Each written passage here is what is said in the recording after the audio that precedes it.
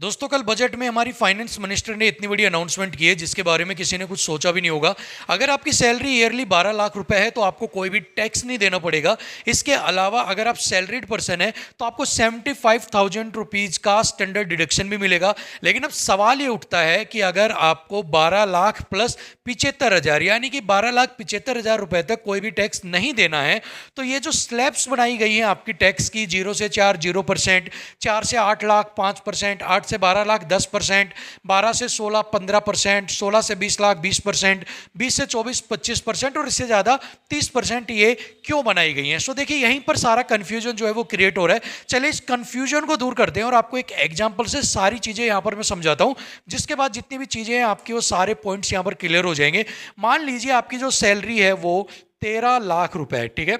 आपकी जो सैलरी है वो 13 लाख रुपए है। अभी यहाँ पर 12,75,000 जो है वो आपको जो है छूट दी जा रही है। यानी कि अगर आपकी सैलरी जो है वो 12,75,000 ईयरली है तो इसके ऊपर जीरो टैक्स आपको यहाँ पर पे करना है। अभी 12,75 से आप देखोगे कि 13 लाख जो है वो आपकी कुछ ही ज़्यादा है, लेकिन यहाँ पर 13 लाख जो है वो 15% की स्लैब में आ जाता है। यानी कि 13 लाख का मैं अगर 15% यहाँ पर निकालता हूँ तो वो लगभग बनता है 1.95 लाख, ठीक है। यानी कि अगर आप 2 लाख लगभग 13 में से माइनस करोगे तो 11 लाख रुपए ही इसके पास बचेंगे, जो 13 लाख रुपए ईयरली कमाते हैं आफ्टर टैक्स। सो यहाँ पर अब सवाल ये उठता है कि यार अगर मैं 1.95 लाख रुपये जो है वो अगर मैं सरकार को टैक्स का देंगे तो 12,75,000 वाला ही फायदे में रहा यहाँ पर, क्योंकि अगर 25,000 रुपए कुछ ज़्यादा है और उसके ऊपर अगर इतना टैक्स बन जाएगा तो फिर क्या फायदा है। तो लेकिन यहां पर देखिए, इस तरह से जो ये सारी चीजें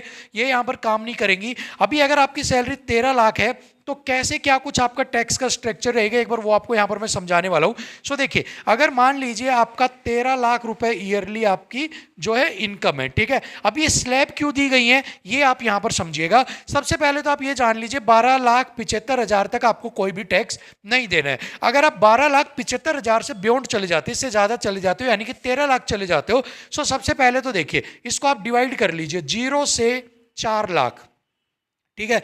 0 से 4 लाख यानी कि 0% कोई भी टैक्स आपको नहीं देना है। अभी 13 लाख में से आपने 0 में से आपने क्या किया, 0 से 4 लाख यानी कि 4 लाख आपके कम हो गए, यहाँ पर माइनस हो गए। अभी नेक्स्ट जो है 4 से 8 लाख, 4 से जो 8 लाख यानी कि जो 4 लाख रुपए आपके पास होंगे उनके ऊपर कितना टैक्स लगेगा स्लैब वाइज, आपका 5% यहां पर लगेगा। यानी कि 4 लाख का 5% कितना आपका यहां पर हो गया, लगभग 20,000 रुपए, ठीक है। 20,000 रुपए टैक्स आपको ये देना पड़ेगा। अभी यहां पर देखो 4 + 4 8 लाख रुपए आपके 13 - 8 यहां पर हो चुके हैं। नेक्स्ट अगर मैं बात करता हूं 8 से 12 लाख, ठीक है। 8 से 12 लाख के ऊपर स्लैब है यहाँ पर 10%, यानी कि नेक्स्ट जो 4 लाख है उनके ऊपर आपको 10% का यहाँ पर देना है। 4 लाख है उसके ऊपर 10% दोगे तो कितना बनेगा, 40,000 रुपए, ठीक है। अभी देखो 4 4 और 8 12 यानी कि 12 लाख आपके जो है उनका टैक्स यहाँ पर कितना बन चुका,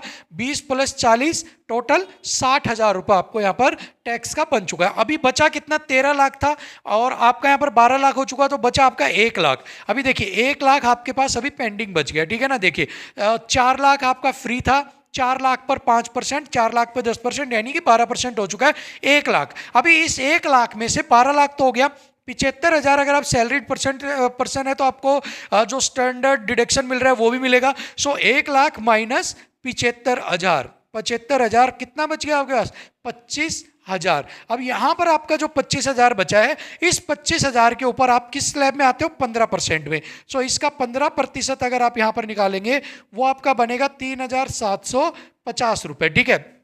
सो अभी आपका टोटल टैक्स कितना हो गया, 60 + 3,750 रुपए, यानी कि 63,750 रुपए जो है वो आपको यहाँ पर टोटल टैक्स जो है वो पे करना पड़ेगा। अभी अगर आप जैसे सोच रहे थे कि 13 लाख का डायरेक्ट 15% निकलेगा और 1.95 लाख देना है, सो ऐसा नहीं है। ये स्लैब्स इसलिए बनाई गई हैं कि 12,75,000 से अगर आप ज़्यादा जाते हो तो फिर इन स्लैब के वाइज जो है आपसे टैक्स जो है वो काटा जाएगा। सो सेम वही है, 13 लाख आपकी है तो फ्री वाला आपको फ्री मिलेगा, उसके बाद 5%, फिर इस तरह से करते हुए टोटल आपका कितना बन गया 63,750। ठीक है, सो अभी यहाँ पर आपको ये सारी चीज़ें क्लियर हो गई होंगी कि 12,75,000 तक आपको कोई भी टैक्स नहीं देना, आप टोटली फ्री है।